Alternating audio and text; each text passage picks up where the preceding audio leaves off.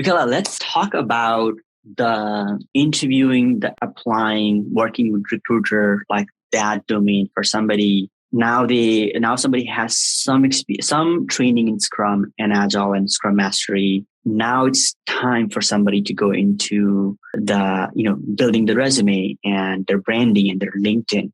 How do you coach somebody through that process? So that's a loaded question. So there are so many angles when it comes to applying. I have sat through many Scrum Master interviews myself, and I have been the interviewee and the interviewer. I think everyone can probably agree on the hardest part is, how can I get my resume seen? How can I get through? How can I get through the algorithm? And, it is being very strategic with your interviewing, your applying strategies. But I think one of the biggest themes I would say is to master your resume. I've been in many interviews where one time I asked a Scrum Master what a Scrum Master does in the interview. He couldn't even respond back. I think a lot of times people think that becoming a Scrum Master is easy. I do coach. Anyone can do it, but you got to know what you're doing. If you're going to call yourself a master of anything, you better be a master of it. That's my biggest thing. And so I would say, when it comes to interviewing, especially, say you got your Scrum Master resume set, you're getting ready for your interview. I'd say the biggest thing is to know your story. Know that the first thing an interviewer is always going to ask you is, tell me about yourself. It's the easiest question, but have that planned out, prepare that, have it in front of you, and leverage your resume to walk your interviewer through your story. That's what I coach my clients through, is understanding their story and not ever lying. You can embellish, you can, make something sound bigger, but never lie on your resume, because that's cheap. A true Scrum Master where you're interviewing can see straight through that. I know you don't know what you're talking about. But if you want to beat imposter syndrome when it comes to interviewing, study. Know your stuff. When I was applying, I was 5 years into my time as a professional Scrum Master, leading large enterprise teams. When I applied for my universal job, I studied. I knew I was going into a new industry. So I would go on podcasts. I would listen to interview questions, Agile Marketing, marketing in general. I studied every possible question they could have asked me. I was prepared to answer. I had a written out response so I could go in with confidence and land it. I think that's the biggest thing I see, is that people just think if I'm interviewing, it's just me, I can wing it. Absolutely not. You'll be weeded out very fast. Yeah. Michaela, let's kind of, take the customer-centric approach, right? So when a new candidate is going for an interview, round one interview, their customer is the recruiter, and they have a problem they're trying to solve. And, the team can also be thought of okay, they are the customer. So walk us through, what are they looking for, and what do new candidates who have not interviewed, what do they need to understand about a recruiter role and a dev manager or a hiring manager role for a Scrum Master? It's a really good question. So the hiring manager will handle those, you basically will see them before they push you on. So you just want to, sometimes I tell my clients, land big words.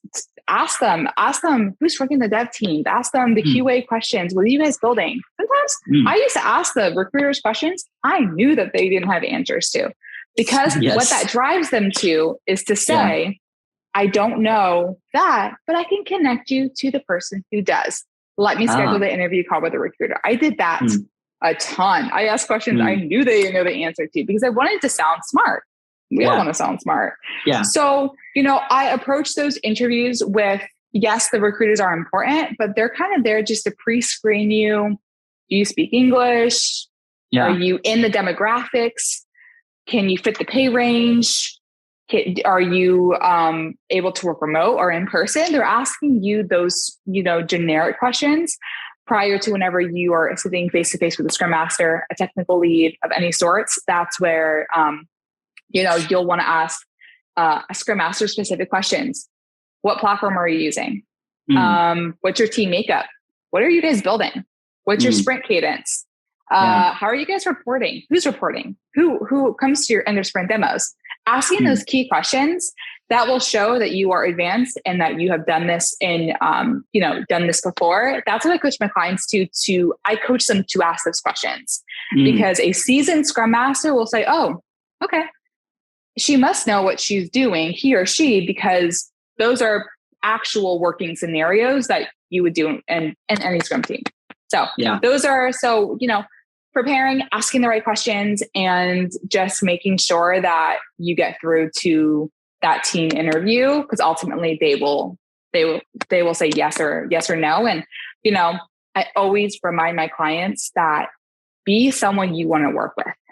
Yeah. How's your mic? Can they hear you? Yeah. How's your audio? Can they see you? Yeah. Be early. Do not be late. Have no typos in your resume. Make sure that you are prompt with your responses, that you know how to end your sentences by saying, that's how I would answer that question. Is there any other questions? Having your stuff prepared, like interviewing is a full-time job. The people who will get the job are people who can sell themselves that way. Yeah. No, for the recruiters, so just to summarize, like their job is to fill that role for a team, right? So they get some requirements for the team that's building some sort of product. That team is asking recruiters to screen candidates. So you're saying that, get curious with the recruiters, ask them some questions, get your story straight, and help them get the answers, right? Like, can you do the job? Do you have some experience? Can you speak proper English? Do you have good personality? Like all that. And then you're saying that ask them a few questions. So you make them do some work and you come across a competent candidate because you're asking the right question.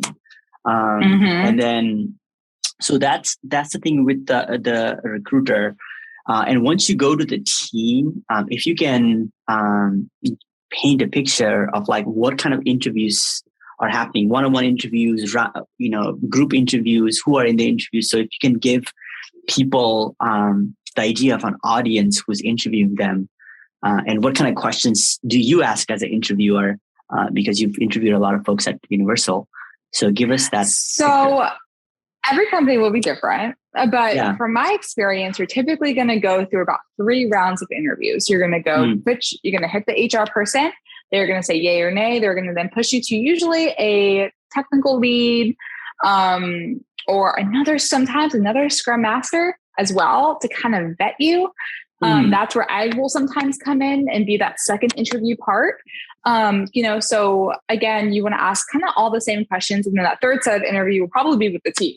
That's anytime you hit to a team, you got to sell yourself, because then round 1 sold, round 2 sold, your third interview will be with the team.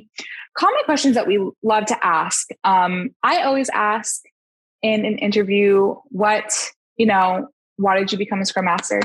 I always ask that question, or how did you become a Scrum Master? How did you find it? Generally, because I'm usually pretty curious.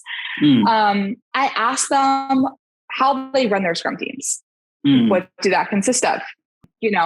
Roles, different types of Scrum Masters that we were hiring at Universal, because we work in Agile Marketing. We are in the business of spinning up Scrum teams. So we need strong people who can coach. So I ask them, how do you describe what Agile and Scrum is to someone who's never heard it before? And I listen to their response. Is it confusing? Is it long-winded? Or is it from a textbook? If it's from a textbook, they don't know. Because a real Scrum Master will be able to kind of comprehend and be able to give a short example. And, sometimes they answered that question and I was confused. I don't know what Scrum is. So I asked those questions specifically to try to gauge their level of understanding. A lot of other questions that we'll ask is, tell me about a time that things didn't go as planned, and how did you steer the ship back on course? We're looking, when we ask that question, we're looking for how fast can they pivot? How comfortable are they with driving the team back, back onto its course? That can be very difficult. We're also looking for them to answer around in the terms of retrospective, like, are they bringing, okay, like stuff happens, projects will fail, customers will reject it, but are they saying we are bringing things back to the retrospective and we're solutioning for it and making sure it doesn't happen again? So I'm looking for those key things. I know the Scrum process, when things go bad, you better be talking about it in your retrospective. So I look for them to say those types of things. We ask them to describe their leadership style. So, with a leadership style, it's not just, and I look for people who don't say servant leadership. If you Google the first word, you'll see servant leadership. It's kind of a cop out.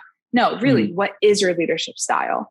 Are you in the weeds? Are you, high level? Are you personal with the team? Are you joining every meeting? Are you kind of letting them fly? Like, there's really no wrong answer, but we ask them, can they describe themselves in that way? We ask them, to tell us. I always ask them about like their history in running Scrum teams. So, I'll ask 360 questions to, the questions that I prefer my students to answer. You basically, you want to walk them through your 5 Scrum ceremonies and your outputs and how you let them. Yeah, Miguel, one specific question that I'm interested in, since you are in the hiring team right now for Scrum Master, and you also can really empathize with people who are going to Scrum Master role for the first time because you also coach them, some of them, right? So let's say you're given a task of screening some Scrum Master candidate, and in your company, they've said, hey, like, we're okay if somebody doesn't have a lot of experience. We're willing to kind of bring them on if they have the right, X, Y, Z, right? So knowing that, this is somebody a little bit on the greener side, what would you ask them? And what are you trying to like make sure that they have for more of an entry level? They have to have a good personality. Yeah. Personality is everything. Can they jive with the team? Are they personable with us? Are they asking good questions? Like, ultimately, at the end of the day, technical skills can be taught. Personality usually can't. Yeah. I'm looking for someone who, when they join the team, they're bringing energy, they're bringing a drive to work every single day, and they're bringing a good attitude. No one wants to work with the Debbie Downer who's just, this is just work. You're not going to get the job. If you're applying for a job, love what you do. You're going to be with the team. You want to enjoy your every single day. So, within the first 5 minutes, I can jive with this person or I can't. Yeah. So if you're just like monotone, bland, but you're like, I'm nailing the technical questions, like, we're probably not going to hire you, because I want to work with people who are exciting and fun to work with every single day. Nice. So you're looking for somebody who's actually into the Agile mindset and Scrum and has some energy and enthusiasm behind it. Yes. And it speaks when they are chatting with you, like it kind of shows in their face. Okay. Got you. My other question was, like that tell me about yourself question. I'm just curious, like if you could go back and let's say I am interviewing you and you're not a Scrum. You have done some internship work, but you're really positioning yourself for a Scrum Master. And I ask you as an interviewer, trying to vet if I should bring you in front of the team and ask you, tell me about yourself. Like, what would that sound like? Because if you can model that for the folks. So I would tell them a little about like my hobbies. I have a dog, and then so I started my universal interviews like that. I have a dog named Timmy. I think I started with that. And what that spurred, my now boss, she goes, oh my gosh, I think everyone on the team has a golden doodle. I kind of started with something non-personal. She literally said that. I was like, oh, check. So I started with that. Like, I was like, I love to hang out with my friends, and, I'm very passionate about this field. I'm passionate. I was interviewing with all women. So I talked about, how I was very passionate about being a woman in the field of technology. I believe in women in tech. I know that I've had to work very hard in my life. And so, I kind of dove into a little bit about that. Right. So what I'm doing is I'm listening to the questions that they're asking, and I'm trying to build a personal connection with them. I want them to be like, ooh, she, whether it's pointing out something on the wall or it is, sometimes I will go through every single one of my interviewers' LinkedIn profiles. I'll take notes on them. Okay, so this person went to UCF. This person was a Delta Kappa. This person played volleyball. I'm kind of like not lying about myself, but I'm prepping myself for the interview. I know who I'm interviewing with. Let's just say that. And I'll appeal to them. That question, tell me about yourself question, is not a tell me about yourself. Tell me about yourself that I might be interested in as a recruiter. So that's how you're answering. Yes. I want them to be like, wow, she could be my best friend and I'm going to hire her. I could be whoever you need to be. This is actually, that makes sense because tell me about yourself. I mean, you could tell, if I was interviewing, I could tell you a lot of things, but really you're saying that tell them about yourself that they might be like, oh, wow, this is a person that we like. So be very intentional. I love that. They want, listen, at the end of the day, you want to work with someone who you want to work with, someone who's a fun person to be in the other edge of the call, or you can go do stuff with. And so I was like, I will do that for you. Whatever you need, I'll be. Yeah. And I really like where you shared kind of what you're looking for. And you're also kind of thinking about the team, the value that they bring in.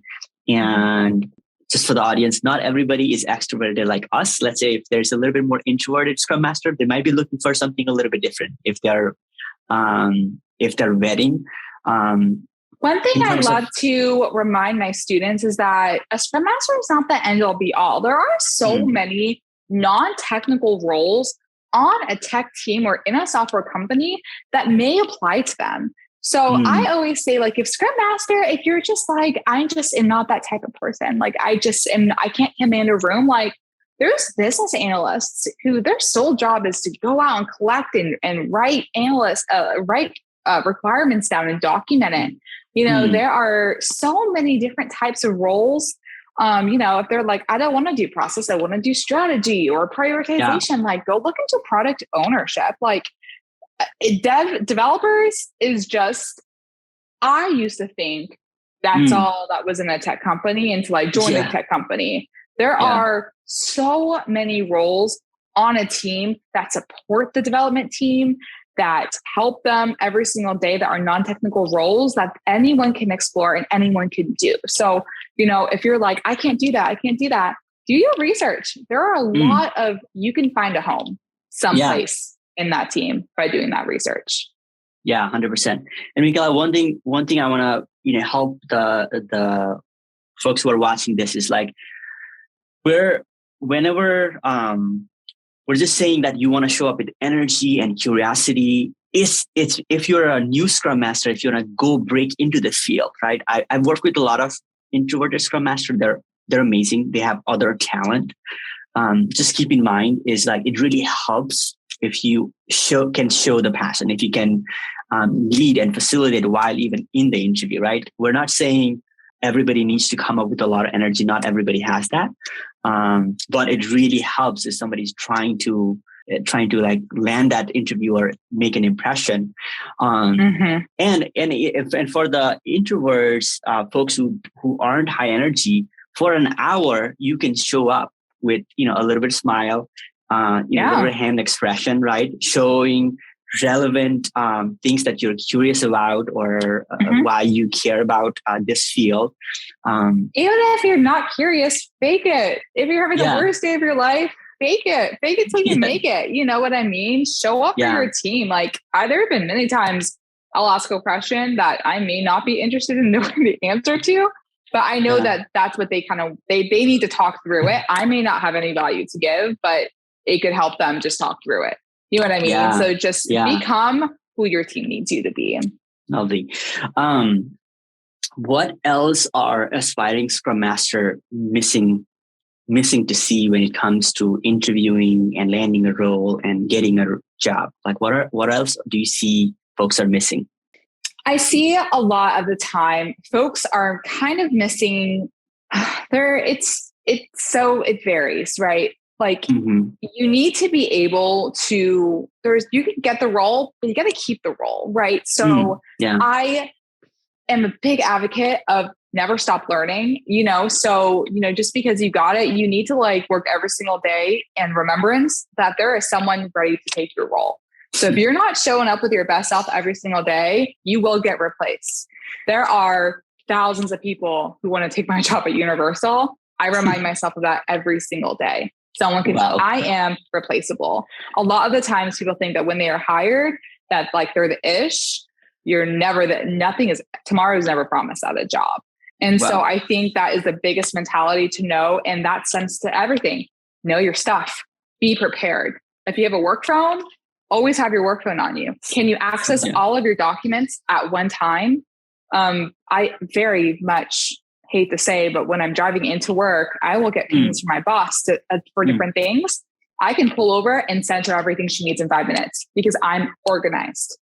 Anytime, at any point, someone can message me and ask me for a question and I can figure out where it is.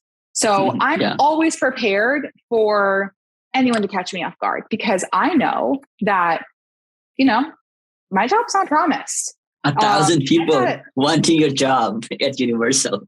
Probably. I've seen the queues. It's a lot. I got to make sure I show up my best self every single day and I'm providing value every single day or I can be out. You seem very passionate about your role. Like, what do you love about being a Scrum Master?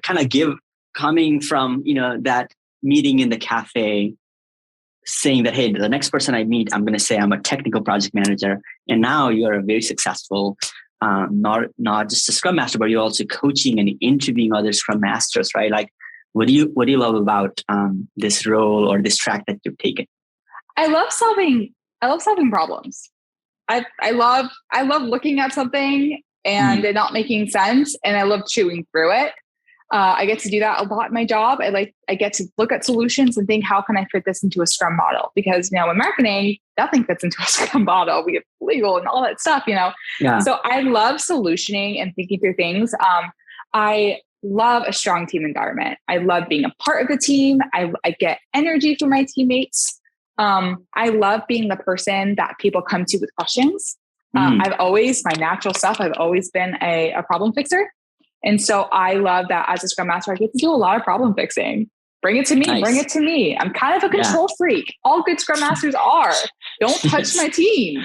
Don't come at my people. I will protect them. I'm very protective, very control freakish. But that's kind of the personality that you need to have as a Scrum Master. You kind of need to be a little bit on the edge with like, don't come near this. I know this is right. Yeah. Every Scrum Master will be like, I can relate to you on that. It's funny when you get on a team of Scrum Masters, if you ever meet them, you'll be like, oh my God, you're kind of the same person as me. And I feel very seen right now.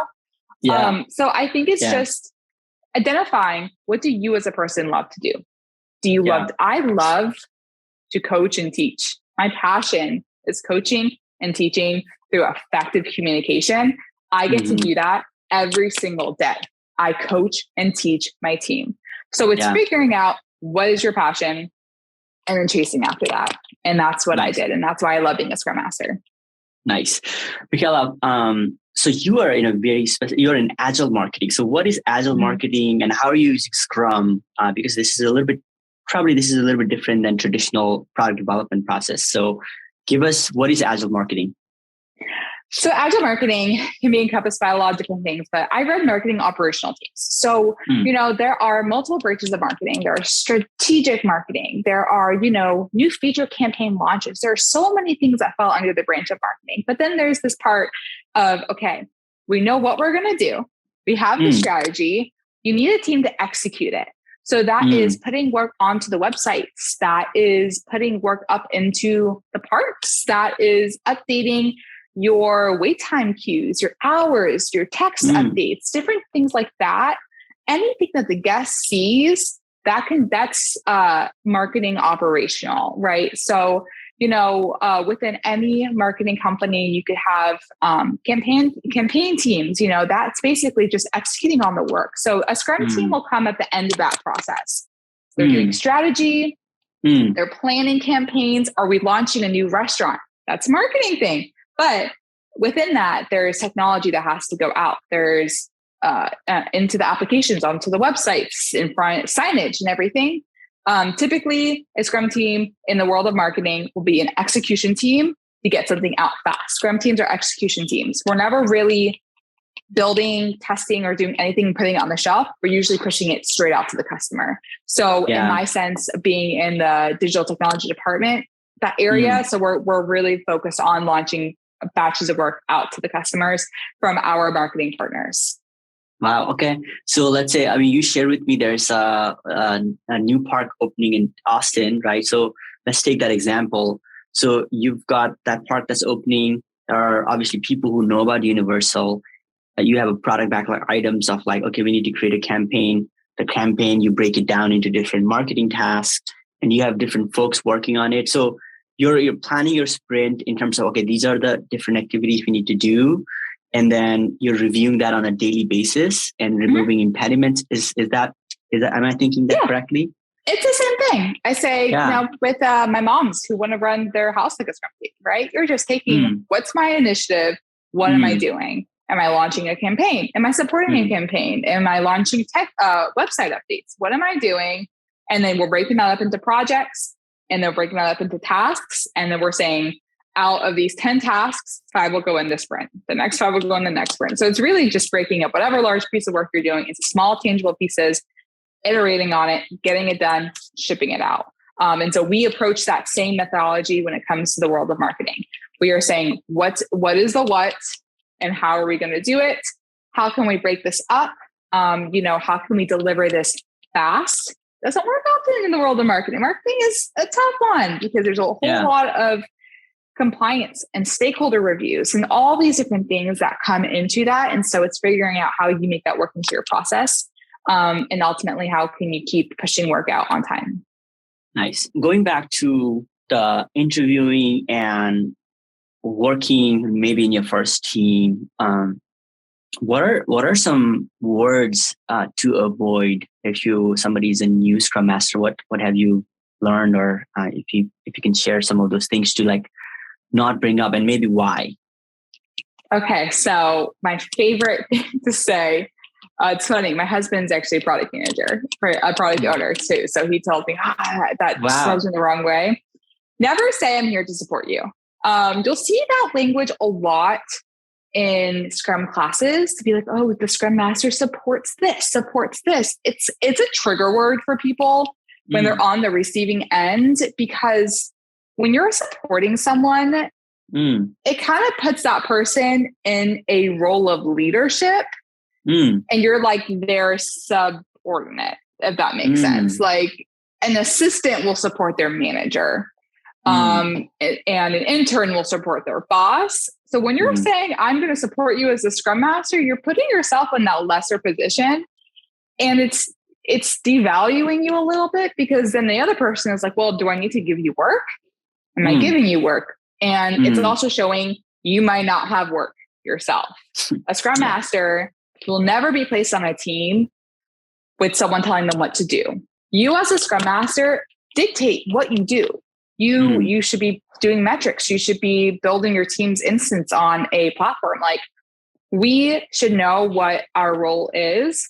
And so obviously, yes, we support the product owner in all these different sessions, but like, it is a partnership. It's not I report to you and vice versa. It is, I always say, instead of saying, I'm here to support you, say, what do you need? What do you need? Can I help you? What do you need? Okay, I got that. Talk in the sense of you're a partnership. You're not looking up to them, supporting them like this, because it will rub them the wrong way. And it's devaluing you as in your role ultimately. So I'd say, do not say that. You'll see that on a lot of Google Things classes. Just use the word, I'm here to help. Nice. Another question. This is actually a question that a lot of folks who listen to the podcast who are not in the field ask. Do you need a college degree to become a Scrum Master? So that's a great question. I'd say no. You need a certification. Typically, you don't really need anything. You got to know how to be a Scrum Master. Certifications teach you so you can know. I would say in our world right now, having a college degree, whether you believe in its value or not, is still something that's weighed against another person. So if you're in an interview line in a docket and a hiring agent is looking at everyone's resumes in a row, 3 people have college resumes, the 4th person doesn't, you might get tossed out because you don't have it. It's really, do I use anything from my time in college? No. Literally, I don't even remember what I did in college. But it's basically just saying that you can do hard things, that you can work to get it done. It is unfortunately a passageway in America is getting your college degree. And, even when I got my job at Universal, my college degree was verified. I couldn't fake it. They called my school and they verified my graduation. And so if you ever, I'd say if you don't have it, places to look would be startups, consulting roles, any place where you can kind of be like, oh, they don't care.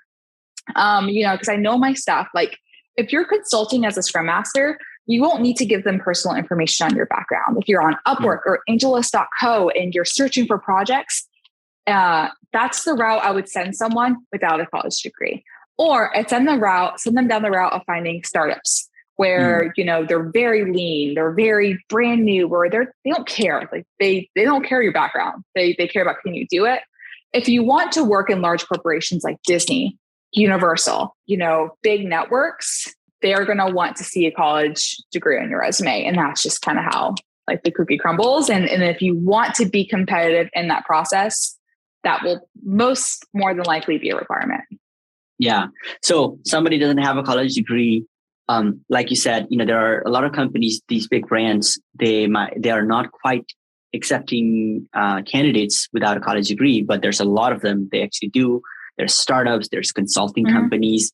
So I come to you, I don't have a college degree. How would you coach me? What do I need to do to become a Scrum Master? And I'm really passionate about it. So I would first send you off to get your Scrum certification. Getting your Scrum certification is kind of just the rite of passage. That's going to teach you a lot of high level theory on it.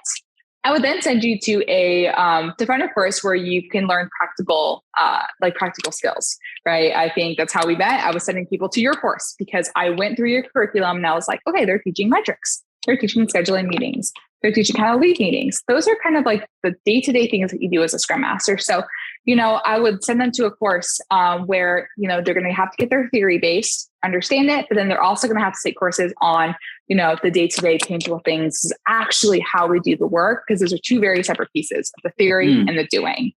So I, typically my path is I send them off to the Scrum Alliance to go get their certification. I would recommend the Agile Fundamentals course from the Agile Coach. I take them there because I think that teaches them a lot of good, tangible things. I would then, I tell them to listen to podcasts on Scrum. I go, you can learn the knowledge, but can you speak on the knowledge? And can you speak on it casually? If it sounds like a robot, I'm going to say, you don't really know what you're talking about. Can you speak to it casually? So I encourage my clients to listen to Scrum Master podcasts, interview questions, just constant language. So you can kind of pick up a casual tech talk. You want to learn that language of the industry that you are applying to. So really immersing yourself into that world. When I was applying for my marketing job as a Scrum Master, I was listening to marketing podcasts. How do they talk? I was coming from a very robotic tech industry where everything is like this. And I was like, I want to fit in there. So I need to talk their talk. And so I'd send them down that route. I would then send them down the routes of consulting. I'd give them websites like Upwork, and AngelList.co, which is now, I believe the new name is like Newly Found or something like that. Those are AngelList.co. It's called Well Found. That is a website geared towards startups. So I would send them, go make a profile on there, just like your LinkedIn, and go apply for jobs. Put your resume on there, make sure your resume is put together. That's what I coach my clients to do first. They don't ever apply for a job on a resume that I don't first vet. And I vet it my way. Don't vet it their way. I have a very strategic process when it comes to going through resumes. I send them down to specific websites that are geared towards tech startups. I send them down that route. And then I send them down the route of consulting. There are a lot of companies, where they will pick you up as a Scrum consultant. They will, whether that's recruiting companies, a lot a lot of companies will hire Scrum Masters as consultants to push projects through the 6 month to 1 year mark. So a website I love to use is called Upwork. So they would then create a profile on Upwork and apply to one-off Scrum Master jobs, which are basically geared towards startups who are looking, who can't afford a advanced Scrum Master. Advanced Scrum Masters are looking for W-9 work. Yeah. We're looking for full-time work, full-time benefits. Small startup companies, they're like, can I just pay you and can you pay your own healthcare? Can you pay your own stuff? You want to look for jobs like that where they're kind of just like very lean, very new. They won't really care about your background if you know what you're doing. So I, again, emphasize, if you don't have a college degree, even if you do have your college degree, know your stuff, study, come ready to work, and you will get offered a job and you'll be able to keep that job. Yeah, I actually didn't know about the Upwork. So there's just like a lot of the part-time contract work that they want to hire Scrum Master. And then that's where you send folks just to kind of get some experience and use that experience to get more of a corporate Scrum Master role. I don't send them to LinkedIn or any of those big major websites. I send them to the small, nimble websites. Got you. Awesome. Michaela, this was an amazing conversation with you. I learned a lot about your ways. Thank you so much for sharing all the stories and lessons. With that, we're going to wrap this podcast. Thank you. Thank you so much for having me. It was an honor and I look forward to doing this again.